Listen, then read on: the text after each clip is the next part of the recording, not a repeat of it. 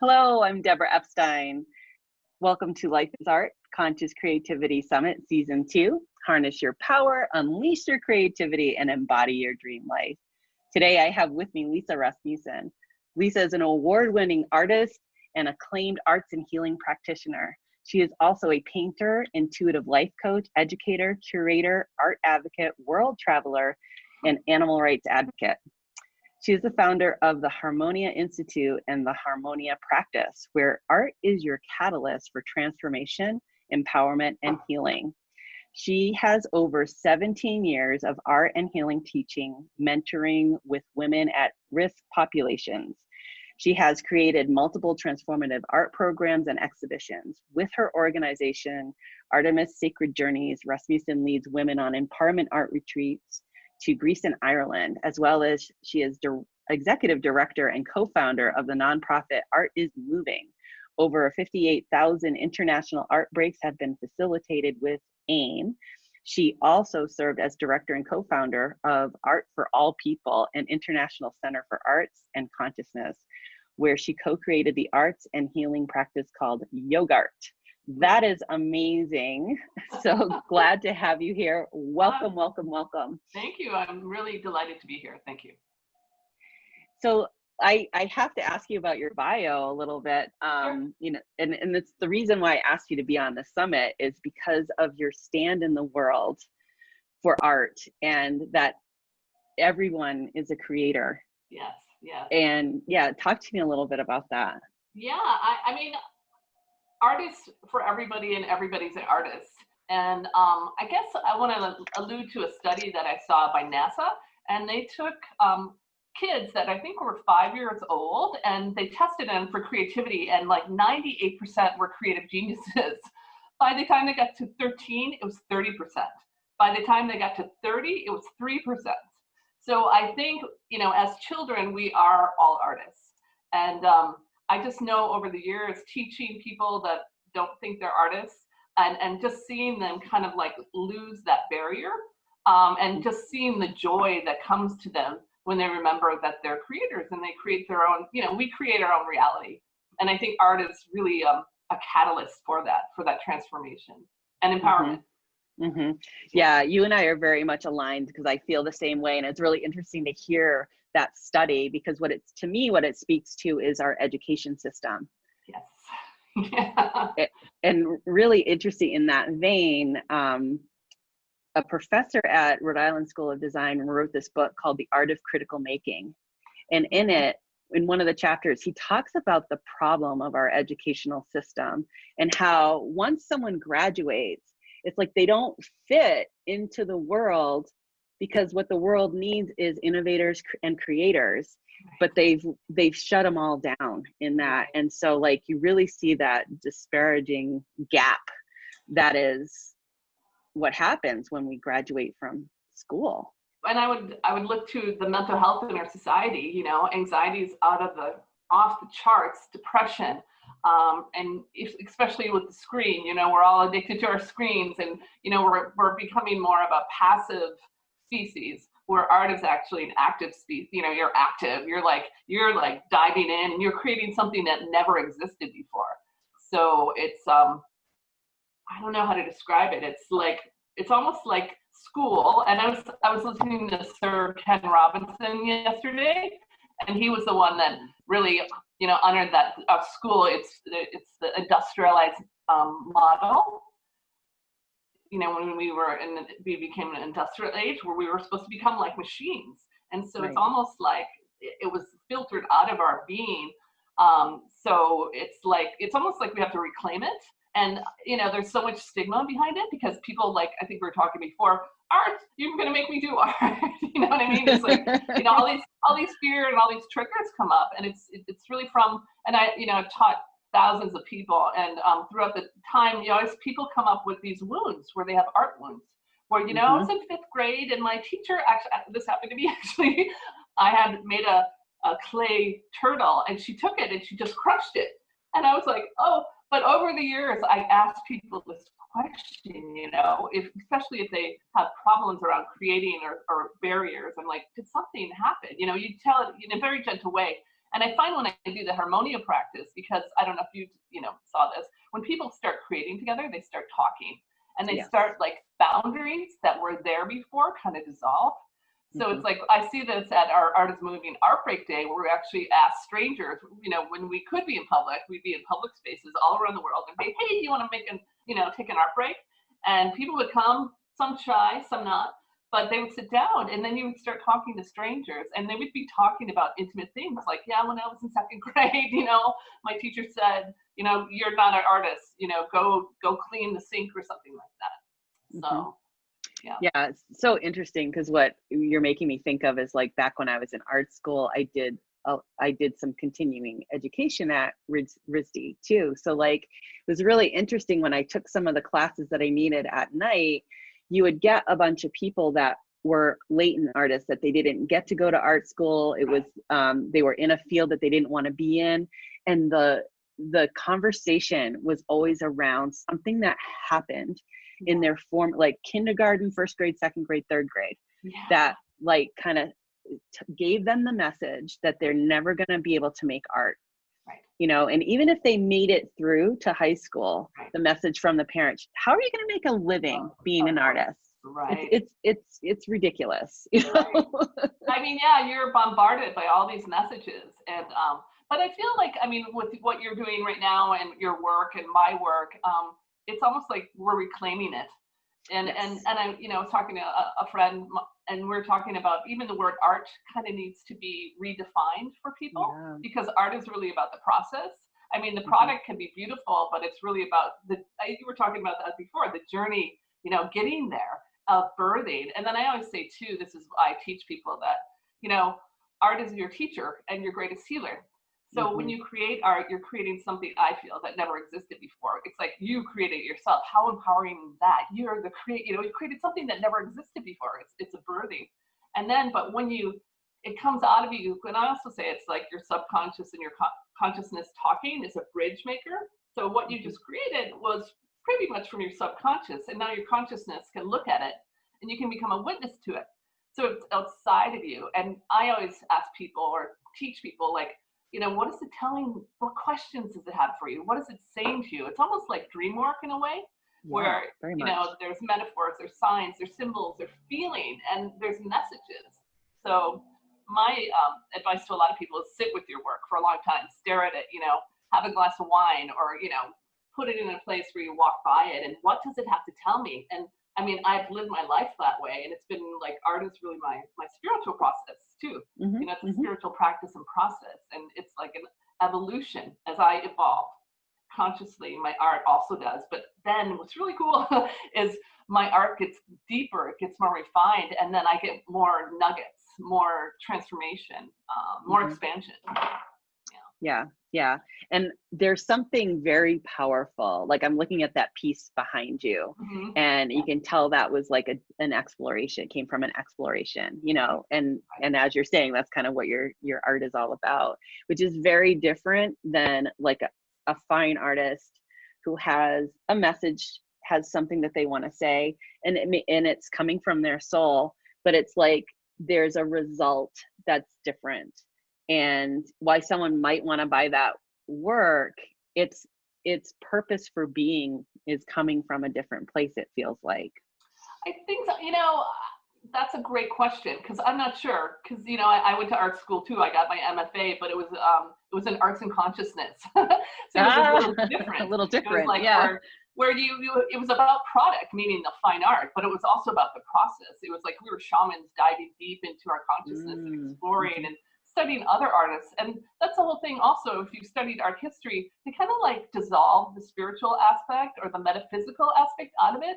So in my graduate program, I actually dove deep, and I'm like, oh my God, Rothko, there were so many artists that were diving deep into these spiritual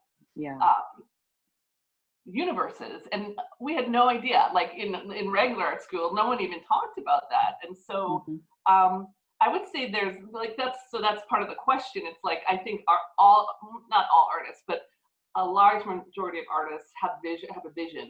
And it's more about, it's art is life, like this program, what it's called. Life is art. And life is art, art is life. Yeah. Yeah, it's inseparable from each other. And, Yeah.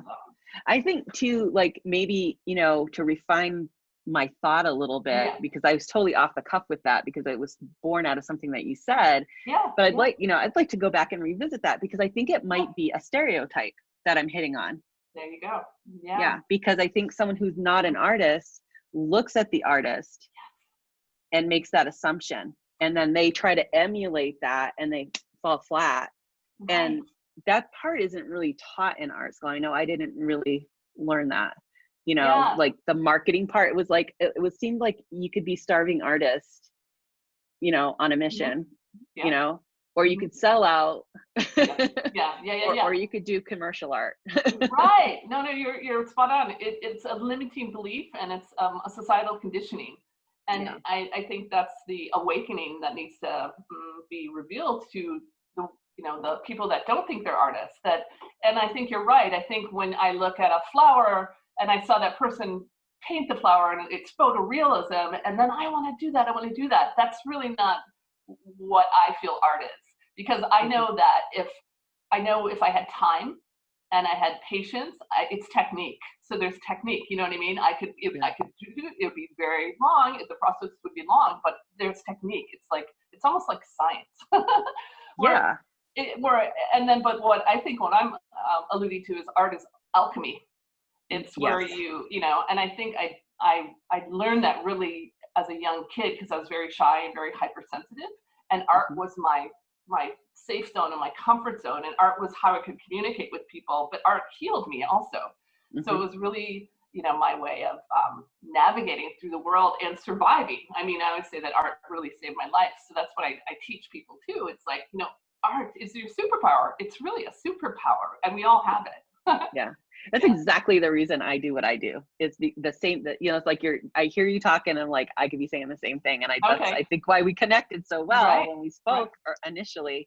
Right. And, yeah. And it's like, that is my goal too, is to get people to find that gift in the art making process, is that they can tap into themselves in their creativity, that we are all creators. We're creating all of this. That's what I always say. We're creating all of this, but we're doing it without the awareness that we're doing it, because we're kind of sitting in that, it's not for me to do, I can't do it, you're not an artist, you're not a creator.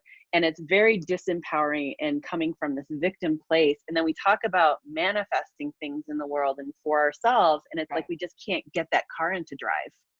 Right. And that's really about limiting beliefs and programming and conditioning. I mean, we're alluding to the same thing. Yeah. But it's also what was my thought? I forgot my thought. It's I don't know. I missed my thought. My thought left me. Oh, it's also like this is it. It's like when you're creating and you're in the flow, you got to get in the flow state, which we're going to go into in the practice a little later. Mhm. But when you're in the flow, you lose time and space becomes, and it becomes no, you lose track of time and space. So Yeah. you become almost like a channeler, and I think that's part of the notion when you're open Mhm. to actually connecting with the big source and your source, you actually create something that's amazing and magical. And it's tough because you can't have expectations. You got to kind of Right. let go, and you got to kind of know this is the process, and it goes through you. The creativity kind of goes through you. I don't know if you've ever Mhm. created and you're like, where did that come from? All the time. And then it's like you want to go like, oh my God, look what just came out of me. But you don't want to be like all like, ego-y. But Right, like a lot of times that's what it's like for me. Like, especially in those times where I'm able to completely surrender to the process. And right. it's like I'm in this place, it's almost like trance. Yes, yes. And you're just in the moment of creation. You're just moving, and it's like this complete feeling of alignment, Right. and it feels magical, and it is. And then Yeah, afterwards you step back and look at it, you're like, whoa. I Got know. chills on that one. Yeah. Yeah, yeah. You're like, where did it come from? And that's the most, I think then that's almost art magic. That's where the magic comes in. And that's Yeah. where you become like the archetype of the magician. So I always, Mm, where you're kind of like taking the forces of the universe and channeling through them, and then you're creating with them. And then I think also it's the archetype of the priestess too, where you're yeah. you're connecting with Gaia, the natural forces of Gaia, and then grounding and channeling them through you. So it's pretty powerful. I mean, I love that. Yeah, I mean, just to offer people that, just a little nugget of just try it and see what happens, Yeah. And it's like, I'm really aware of the conversation that we're having too, and this kind of like back and forth that we're having, but it feels like we're in co-creation together. I'm getting all of these images, and it's like when you started to lose what you were going to say, and I'm like, because you're in an image. You were right. That's true. And that's, I think, right. I think the more you dance in this world, I mean, you've danced in this world your whole life. I also have. It's like you almost lose your subconscious, your intuition takes over, and you're like, what was I saying? But if you were drawing, you could probably draw it out, and then you'd be like, oh, that's what I meant. Yeah. Yeah, it's really interesting with what you just said, and like this acknowledgement that's happening. It's making me like kind of feel into those kids in class that were really creative geniuses, and then they got shut down. And then it's like maybe they were more right brain dominated and intuitive based, and then they have to do this linear performance, like get the answer right for the test. And I can, like, my heart really just is breaking right now for that adult that's sitting in this audience that has that wounding of, thinking that they're stupid, thinking that they have no value because they couldn't come up with the answer on the test. And like what I hope that we're kind of demonstrating here, just by virtue of this conversation, that like you were in your absolute perfection when you couldn't answer that question in a linear way, when you were coming at it from the intuitive, and it just you just weren't honored in that. Right. That's really well said, because it's true. It is heartbreaking. I was going to say heartbreaking. It is heartbreaking. It is heartbreaking. That if you think there's so many individuals walking around in society and they lost their creative genius, or their creative genius got squashed, but he is still there, ready to rise. The phoenix is ready to rise. And I think it's permission. You got to give yourself permission, and you got to let go. And you got to play. I think it's also about play. Yeah, absolutely. I totally agree. So speaking of play, I think this is a good time. Let's go play. All right. I'm always wanting to play. So I'm going to do a very quick harmonia practice, but so we'll kind of run through it. And so the first thing what you do is you set up your creation station. And this is intentional. So this is kind of like artist ritual. So you can have your, for this harmonia practice, we're going to have a carnelian.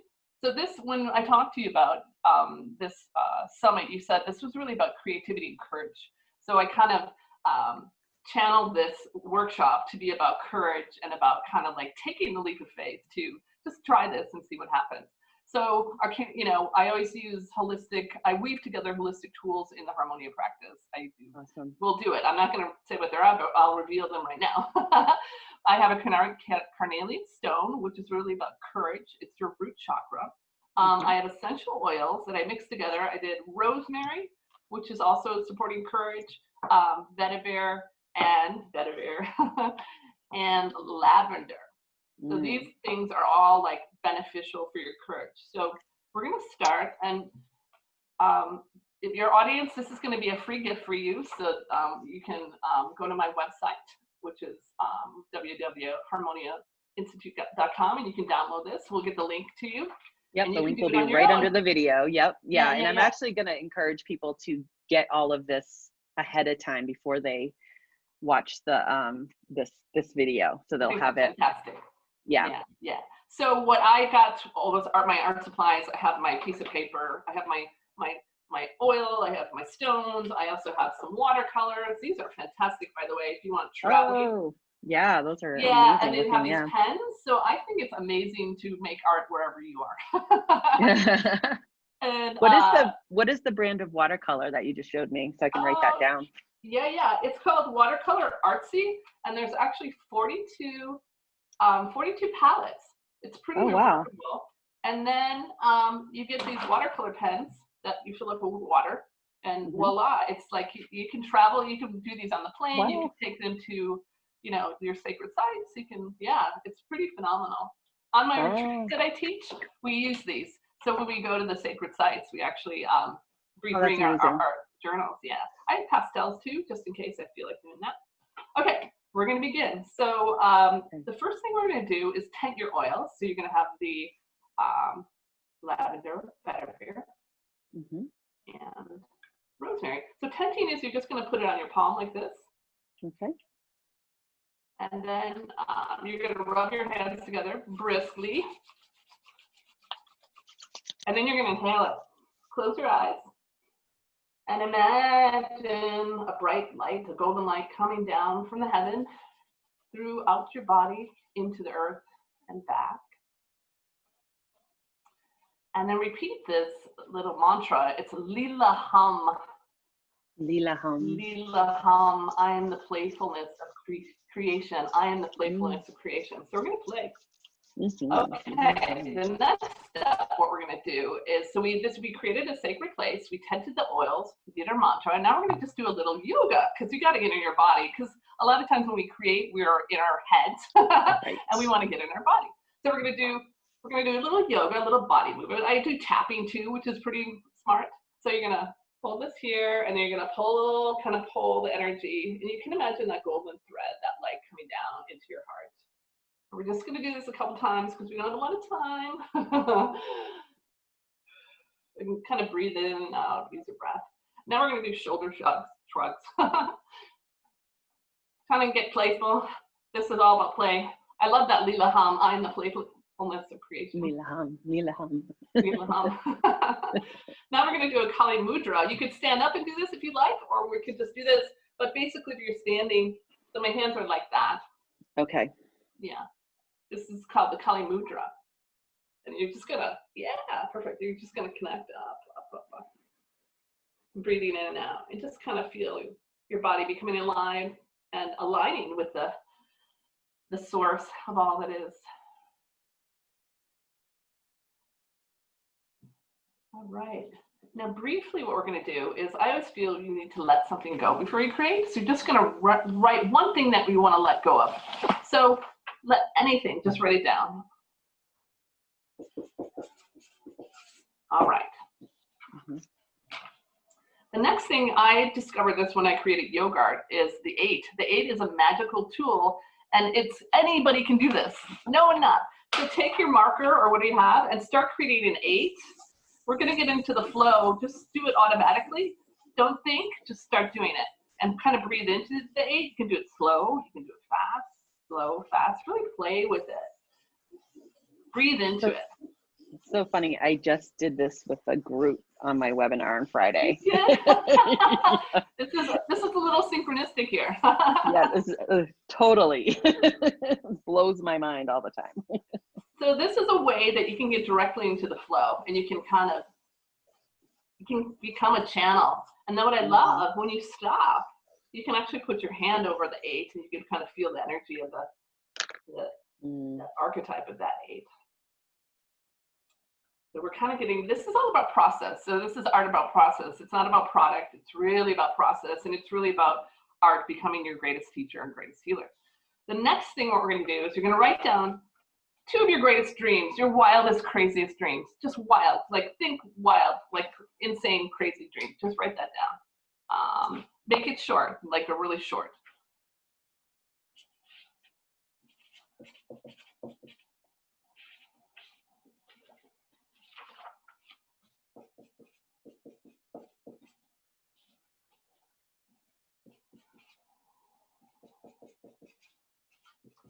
Okay. The next thing we're going to do is we're going to do a seagull, and this is a little magical tool that you can use. So what you're going to do, it's a S-I-G-I-L. You're going to take your phrase and you're going to cross out anything that's repeating. So I said, I want to fly to the stars. I look in my thing, I have an I. If I have any more I's in it, I cross it out.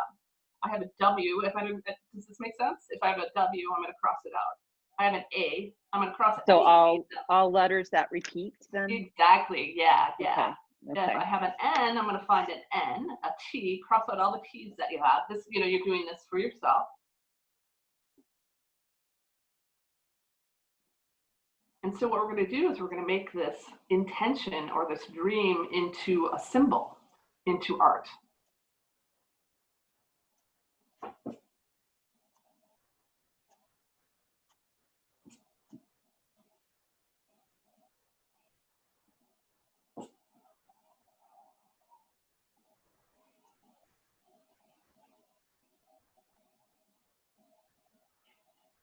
All right.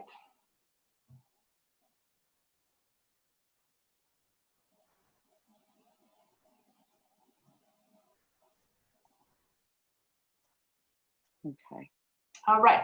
So you're going to take your mandala, and what you're going to do is you're going to embed these letters into it. So for example, I have an I. I'm going to kind of show you what I'm doing. I'm going to embed it. So there's my I. Okay. I have a W. I'm going to do, you can do it any way you want. You're just kind of embedding this dream. I have a W. I'm going to do that. Does that make sense? Yes, perfect. Okay, sense. cool. So we're just going to do that. So the beautiful thing about art is, like I said, it's really talking to your subconscious and revealing amazing gems in there.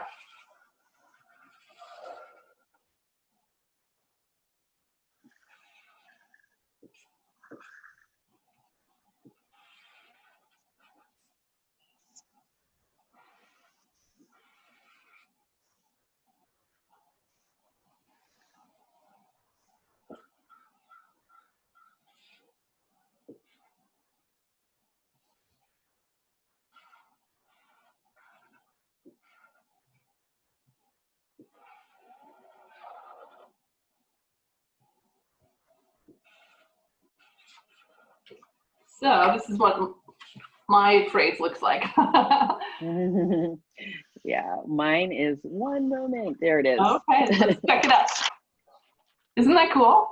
So It's these very are cool. Here you go. So what we're going to do now is let's take a breath, close our eyes, and then you're going to start creating within the mandala itself with color or whatever you like. And we'll just do this for a couple moments because we only have limited time, but we'll have a longer version on the website. So, okay. Awesome. So ready?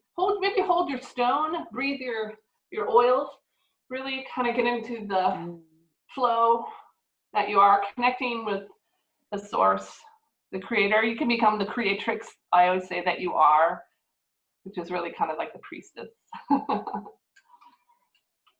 really tap into that. And I would say really tap into something larger than yourself. Mm-hmm. All right. And then slowly start coloring your mandala in. And we'll do this for a bit. Okay. And then we'll talk to our mandala.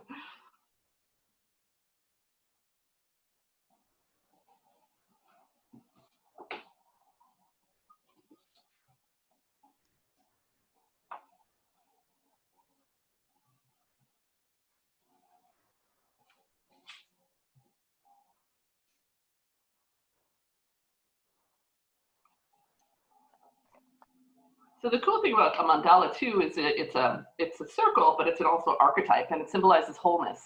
So mandala making is a beautiful practice for nourishing your wholeness, and a beautiful practice for self-care. Art is self-care in its essence.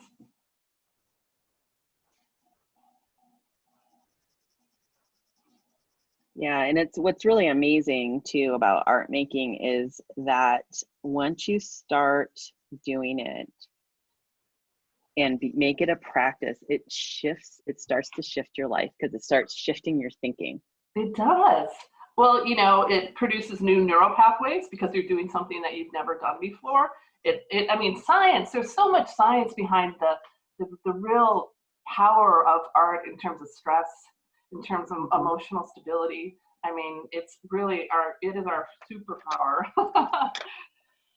And this, I like doing this one because, you know, if you are a little fearful about, oh, I'm going to do it wrong, or, you know what I mean, that I'm not an artist, you're taking letters and then you're coloring in them. It's not, you know, but it's magic in another way too. Yeah, it is. Yeah. And that's one of the big attractants for me is the alchemy in it, you know, once I started practicing shamanism and started learning about that, and Yeah. like, I'm like, oh my gosh, like I've been doing this, like Right. which I didn't have the framework for You it. didn't have the language, or Yeah. yeah. It's pretty amazing. So this is definitely too, like we talk about remembering, we're doing a lot of that too, waking up pathways that we had open, you know. Yeah, and I mean, I told you, you know, as a kid, I had a lot of emotions and I'm hypersensitive, and I channeled my emotions into that. So that was pure alchemy. So if I was feeling depression or anxiety, I actually created with that, and that was really powerful because then you can dialogue with it, and it's transformative, it's healing. It's like art is, it's like I always say, there's no rules in art. Obviously, you know, I feel there's no rules, but it's also boundless. Um, Yes, absolutely. Yeah, that was oops, one of the things I loved being a kid and making art was like it was a way of like escaping the chaos that was going on yes, around me, you know? yeah, I know what you mean, actually.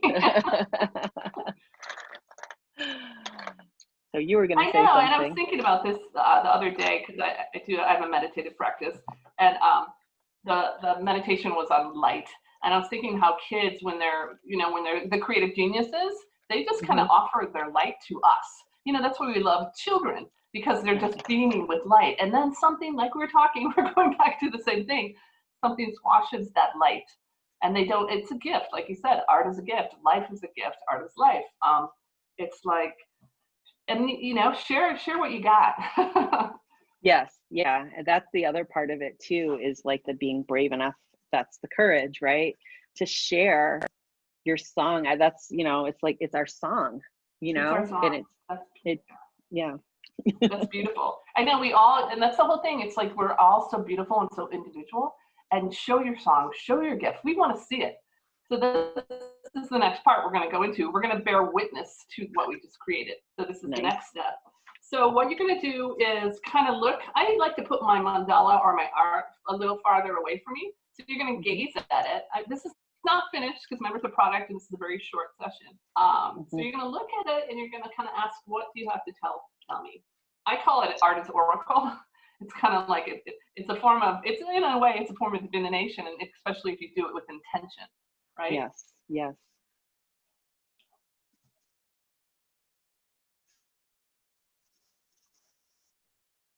Okay.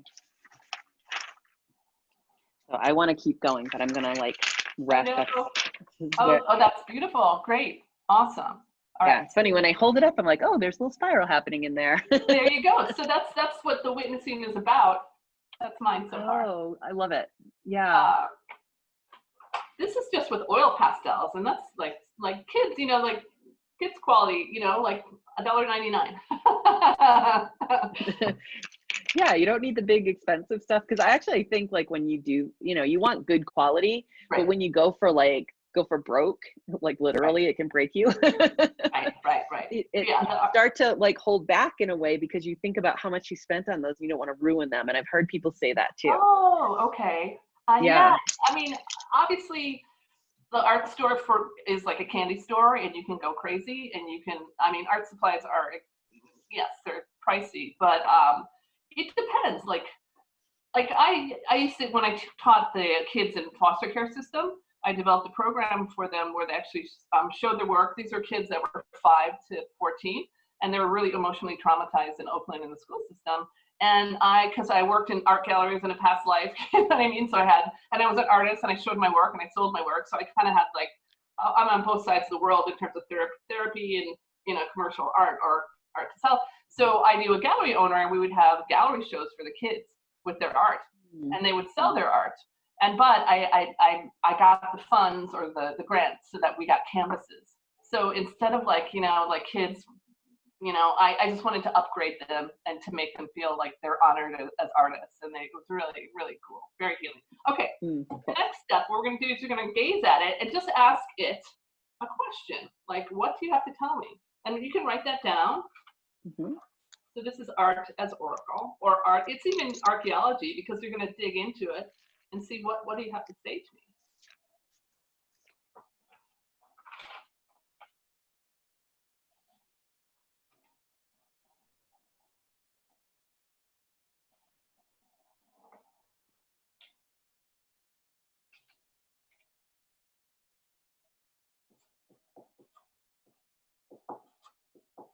You can just write that down.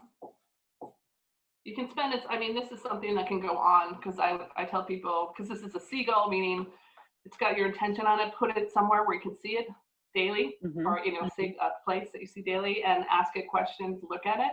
And this is a beautiful tool for manifestation too. So we're going to end this practice, and then we're going to, no, let's talk about it. What did you discover that your mandala? This is kind of the witnessing. Yeah, the biggest thing like that I noticed that was surprising to me is when I held it up and I saw it as a spiral. And then what my writing that I started going into about, and I probably will revisit it after, is this thing about the spiral. It's something that I keep noticing everywhere. And I think when we first started talking, I'm like, oh my gosh, she's got a spiral behind her. And it's like, where else am I noticing it? So one of the things I like to do is like start to notice synchronicities that are happening around me. And like here, it's like something that is like, okay, yeah, there's a circle there, but I have letters in it and I still subconsciously put it in the form of a spiral. So like, I feel like I have some more deeper diving to do with that spiral. I want to honor that shape and where it's going to take me. That's beautiful. I love that. Yeah, I think, you know, the source of all life, it's, what is that, Fibonacci square? It's the spiral. And I'm, you know, it's like the fern is the spiral. It's the galaxies are the spiral. It's really like maybe the source of all creation is the essence of the spiral. And the beautiful thing, I think, and this is cool because I love how our conversation started out with kind of like, we're conditioned to be linear and that squashes us.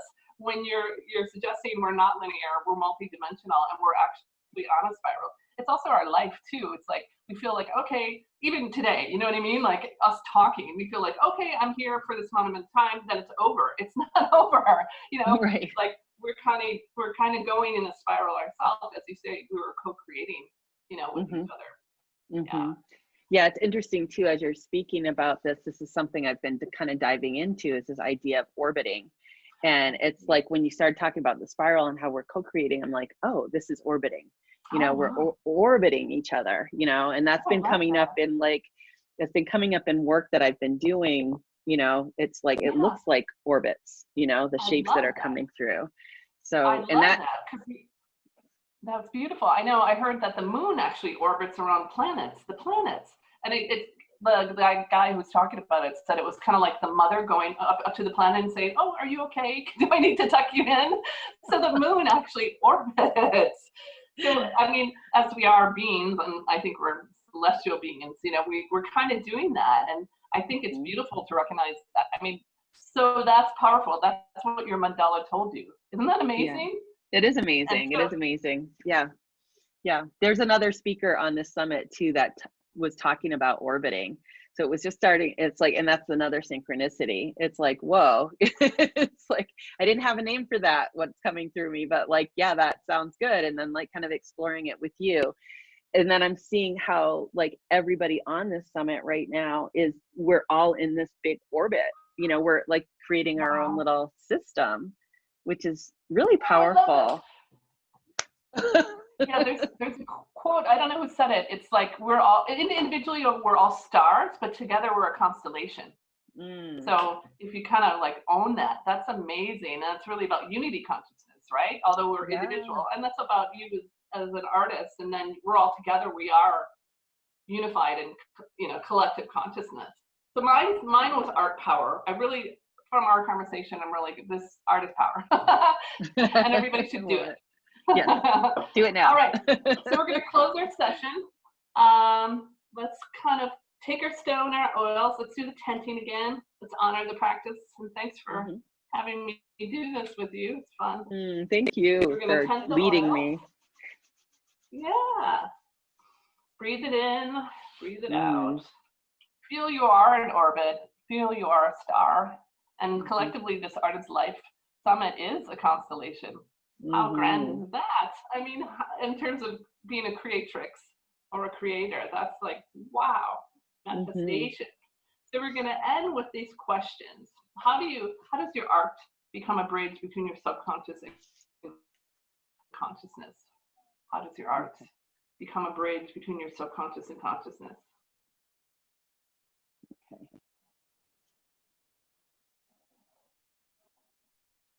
And it's amazing. Art is a bridge between people.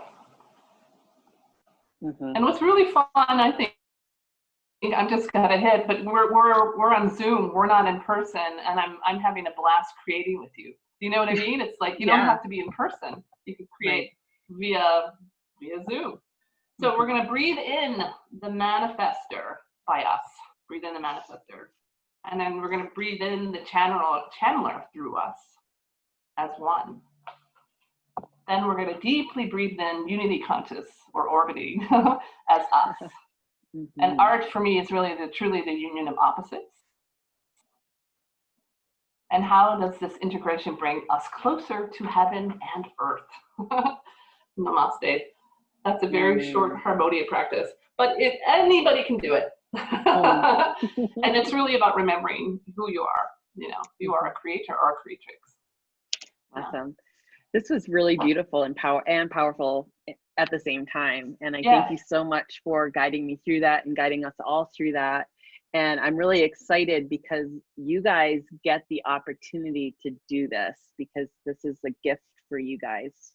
And, do you want to talk any more about it, or do you need to, or? I don't know, whatever we can talk about. Yes. So the link below, you can go directly to my website. You can download it for free. It's a do-it-yourself. I'm open. You can contact me if you need assistance or help. I love connecting with people all over the world. I don't know. We can talk about anything, or we can conclude. Yeah, well, we are kind of coming toward the end of our time together, and I really just loved what you guided us through, and it was very much tapping into the subconscious and where our power lies. And when you ask the question about the bridging between the subconscious and conscious, I got this image of the center of my brain, right on the corpus callosum, and like being able to be there and like bridge those two halves of my brain together. And that's empowering too. That's so powerful, because what happens when we do get traumatized is they get separated. So they're not connected. So that's what art intentionally you can bridge. And it's really about wholeness.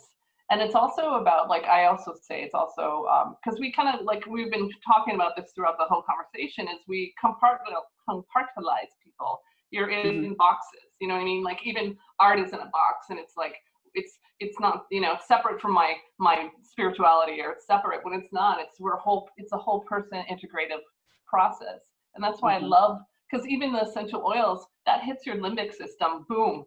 It's like an instant, like, so all these tools are for self-care, truly for self-care and for healing.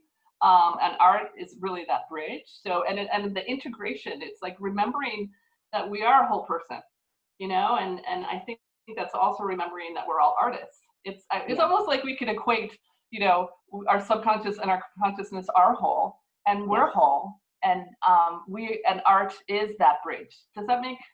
It makes perfect sense, because what I'm hearing in that is like, oh, so it's like the original wound is the separation, and that's like, spiritual, right? When we divided to learn, but we forgot, and like now it's the great coming together, and art is a huge part of that, remembering who you are through that bridge. So beautiful. Yeah, and I think you're into shamanism, and I think when I think of the first art that we see is the handprints on the cave walls. That is really saying. I always say this to people too. I say this to myself. I am art. Art is life, but I am art. I think that's what those handprints were like, and that was the fusion of the wholeness. Is we are whole. Our subconscious is whole. Yeah. Yeah, love it. Conscious and consciousness is whole. I'm like, my mind is alight with all kinds of thought here. So we could talk for hours on this. And you guys, I'd love for you to join the conversation. We have a Facebook group called Conscious Creativity Circle. Pop in the results of this exercise. I'll invite you in, Lisa. So like, if you have a question for Lisa, you can tag her and keep the conversation going. This is such an important conversation to have, and a place to start exploring and allowing yourself to be in. can I just add one last thing? Absolutely, please do. If people pop them in, these are like little planets. So they're all orbits. So the Mandelas themselves will be orbiting each other. I love it. I love cool. it. One day, Lisa, we will be in person with one another, creating an orbiting something or other. Oh, I love that. That's a retreat in itself. Yeah, absolutely. We'll work on that. All right. Sounds fantastic. Thank you so much. Oh, you're so welcome. Thank you for joining me, and all of you, thank you for joining us today for this really powerful Life is Art Conscious Creativity Summit. I'll see you next time. Bye for now. Bye-bye. Bye. That's fun.